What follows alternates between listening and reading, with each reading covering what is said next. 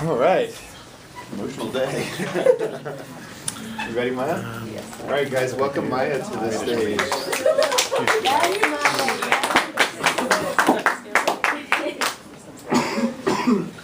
So, I guess, do you want me to start or? Yeah, go ahead, begin. So, my family is really crazy, but I learned a lot from my level-headed granddad. So, back when my family was like growing up and I was really young, we would always go to my grandparents' house, and it was like this really small house in East Austin. And we'd always go there and we'd visit, and my grandparents would always make us like a lot of foods. Like, my granddad made this amazing brisket that everybody loved. My granddad liked to bake. He loved baking a lot. Like, he made these peanut butter cookies that everybody loved so much. And I remember my grandparents had this, like, well, it's still there, but they had this cookie jar that was shaped like a really awful looking clear tomato. And it was like on top of a vent fan over their oven, so I could never reach it. So whenever I tried to get cookies, I would always go up to my granddad and he'd be like, "Oh, you want a cookie?" And then he'd like give me a cookie. And then we basically would like talk about like cookies and food and all that stuff, because he taught me a lot of stuff about cooking. And it was just great having my granddad around all the time, because he taught me a lot of other things. Like, he taught me how to play solitaire, he taught me how to cheat at dominoes, because I always got mad whenever I lost at dominoes. So he'd be like, "Let me teach you some secrets one day." And it was just great, because he was a pastor, and he was really nice, and he told me to always love people, like to love everybody in my family, including my brother Jamal, and like, I'm really glad he did that. So when I was younger, back when I was really young, I remember I was coloring in my Disney Princesses coloring book in my old house. And I remember that was the same day when my parents brought Jamal home. And like, I was just coloring, and then suddenly my grandparents came up and said, "Oh my God, it's my grandparents." And I was freaking out because, I'm a little kid. So I'm just like, "Hey, it's my grandparents. I love them so much."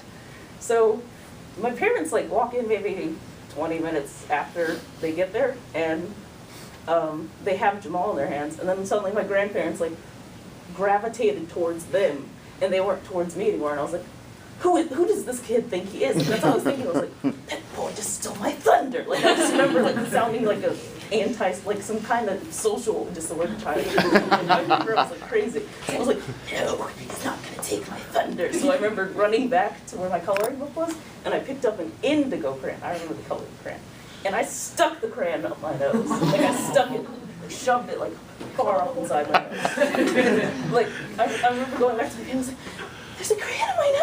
I was obviously trying to get attention, because that was the kind of person I was. And my parents were like, my dad was, "What the hell, why is there a crayon in your nose?" And I was like, "I don't know, I just, pay attention to me." Like, that's basically what I was saying. And they're just like, oh. And then everybody tried to take the crayon out of my nose, but nobody could get it out. So eventually, I had to go to the hospital.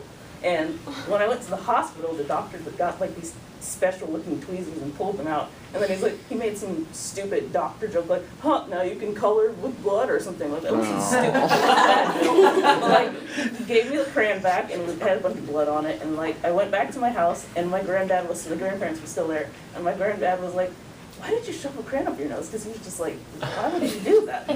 You're smart." It's like, "I shoved a crayon up my nose because I don't like Jamal." And he's like, "Why don't you like Jamal?" And I was like, "He stole my thunder." And then he was like, "No, he didn't. All you have to do is love him. He's your brother. You should cherish the time that you have with your brother, because he's your family." So I took that lesson to heart, and eventually I did let Jamal into my heart, I guess. So my sister and I, we used to do this thing where we would like steal food at night in my old house, and like, I would basically go into the kitchen at night and I would shove a bunch of food into my mouth and then go back to our room and then spit it out and eat it. It was really nasty. We had the same DNA, so that's why it's not nasty to me. So we would do that, and then eventually got to the point where I was too big and I would always get caught. So we recruited Jamal. We're like, "Hey, Jamal." We kept his secret. His secret was that he could walk, but as a child he was pretending that he could crawl. So like, he would get picked up by our parents. So we told him, "If you get the food for us at night, then we will not tell our parents about your secret." And so then he would like go into the kitchen and get the food for us. And whenever he got caught, he would just get down on the ground and go, I don't know where I'm going." And my mom, "Why are you out?" And she would just like pick him up and take him home, and he would like spit all of the stuff in the trash before she would notice it, so he wouldn't get in trouble. It worked out pretty well. But I'm really glad that like, I let Jamal into my heart, and I'm glad I took all my granddad's lessons to heart, because he was like one of the best people in my life.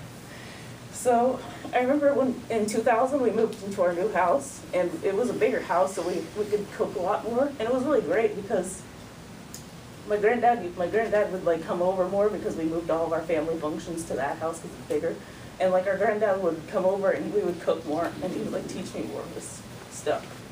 And I remember October 2008, one of the saddest days of my life happened. It was like 5:30 in the morning, and I remember my granddad, he was sent to the hospital, and I remember my dad, he got called at 5:30 a.m. in the morning by my grandma, and I asked my dad what was wrong, and he said, "Oh, your granddad's been admitted into the hospital. It's okay, just go back to sleep." So I tried to go back to sleep, but my granddad's in the hospital, I can't sleep on that day. So I went to school that day, and it was middle school, and it was kind of weird, like something seemed really off about that day, because it's middle school, it's supposed to be like the hellish day, but that day seemed like way too perfect, like there was nothing wrong about that day. So when I went home, my mom was sitting on the chair, and she was at a phone in her hand, and then she hung up on the phone, and then she put it down. And when my brothers and I walked up to her and we asked her what was wrong because she started crying, and she said that her granddad had passed away. And I remember crying for like maybe 2 hours straight after she told me that same day. And I remember that following week I couldn't concentrate on my work, and I could barely do anything in class. And I remember the following Monday, we had our granddad's funeral. And I remember going back to my grandparents' house, and I went up to go get the cookie jar, so I could remember my granddad. But when I tried to reach the cookie jar, I still couldn't reach it. And at that point, I realized what it felt like to not have him around. I'm done.